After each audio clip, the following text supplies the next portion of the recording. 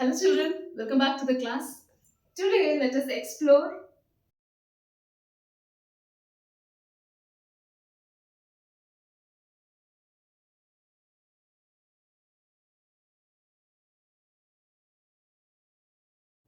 our environment.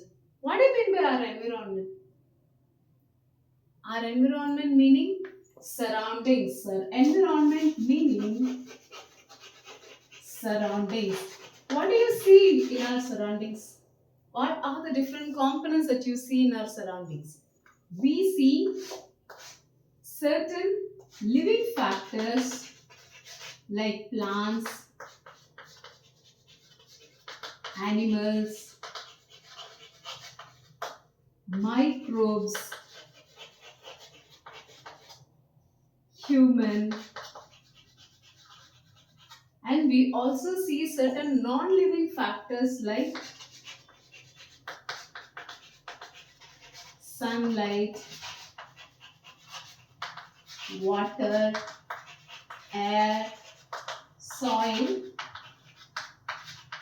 temperature, pressure, humidity, all these. So these living factors are called biotic components. So we call this as biotic components, whereas these non-living factors are called abiotic components. These are called abiotic components. So, in the surrounding, we have different factors like the biotic factors as well as the abiotic factor. You need to understand that the biotic factor always interact with the abiotic factor in a particular place. Say for example, take a pond. A pond will carry, just imagine this is the pond. What are the components you find in pond? You will find fishes, you find different microbes, you find certain plants, aquatic plants growing. Then you also find certain snakes, insects, you also find frog, and you can also find light falling. Even you find water inside the pond, and you can find soil here.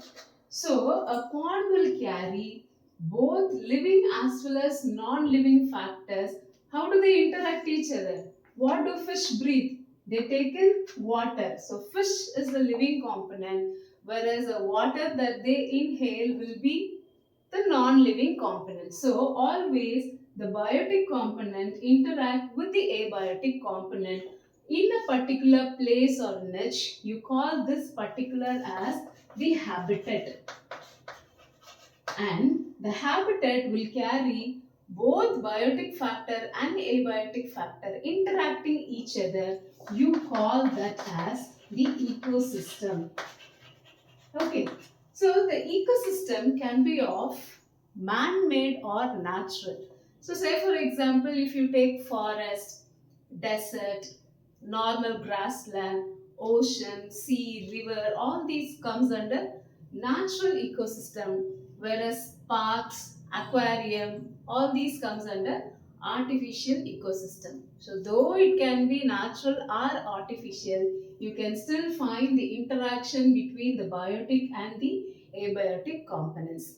And you need to understand why we wanted to know about the ecosystem or the interaction between the biotic and the abiotic components. I gave an example that the fishes will depend on water to breathe. The plant will require sunlight to prepare its food. And similarly, it requires soil. Certain microbes you find inside, they also require water, sunlight, or soil, or even plant the air that they live in order to survive.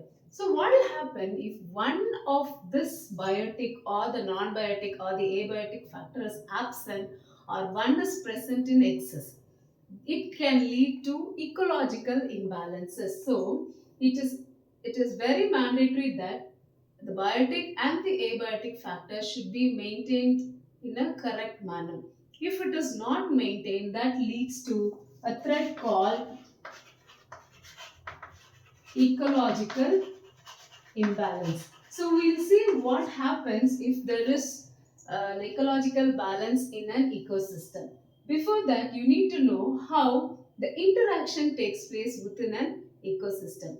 If the interaction takes place in a continuous chain of reactions, we call that as a food chain. And if the interaction is interlinked or interdependent, we call that as a food web. So now let us see food chain and food web with briefly with examples.